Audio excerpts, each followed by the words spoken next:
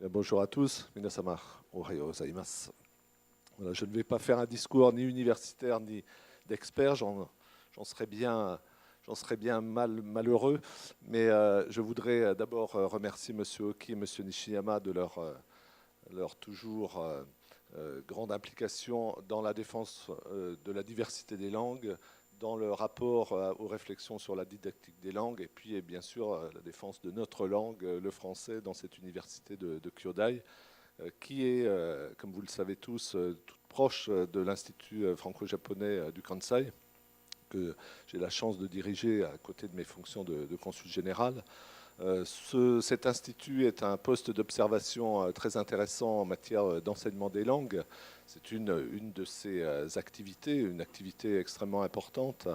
C'est une activité qui vient sans doute combler un vide, puisque en face, on enseigne selon un mode universitaire à des étudiants captifs, et l'Institut, lui, majoritairement enseigne à un public beaucoup plus varié, dont la proportion d'étudiants ne représente que 20%.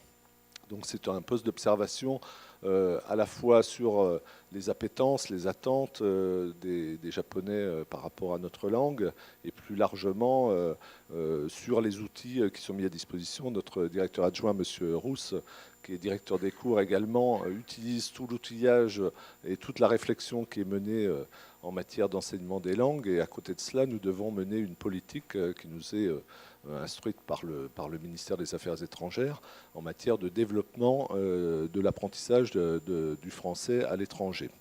Donc nous sommes au cœur de différentes problématiques, l'enseignement au sens le plus étroit, mais également de promouvoir une politique de la diffusion de notre langue à l'étranger, qui est une mission essentielle.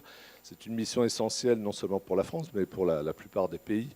Comme vous le savez, l'enseignement des langues est au cœur des politiques d'influence, ce qu'on appelle la diplomatie culturelle.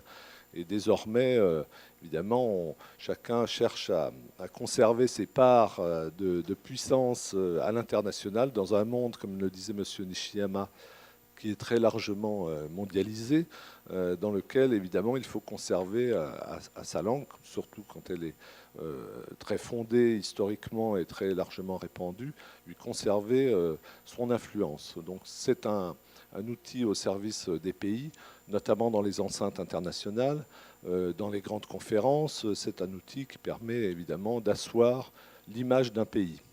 Cette image de notre pays, elle est aussi véhiculée par notre culture, et c'est un des arguments principaux que nous pouvons mesurer auprès de notre public, c'est-à-dire un public qui a un désir de langue et non pas un besoin de langue au sens purement économique ou purement utilitaire, mais c'est un désir qui est porté justement par l'image véhiculée par notre langue, par l'image sociale, une image culturelle extrêmement forte. Donc nous sommes dans notre petit institut un poste d'observation qui nous permet de mesurer un certain nombre de choses. C'est intéressant aussi aujourd'hui, par un clin d'œil du destin, d'avoir appris hier un rapport des inspecteurs généraux de l'éducation nationale qui préconisait à notre ministre d'abaisser le nombre de langues au baccalauréat de 46 à 24. Donc tout ça vient alimenter une nouvelle fois la conversation. On parle de diversité et en même temps, on voit qu'il y a pour des raisons économiques et autres, un désir de resserrer le filet des langues.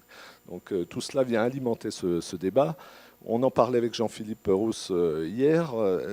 On cherchait à savoir qu'est-ce qui rapproche le Japon et la France dans ce débat, puisque c'est un débat largement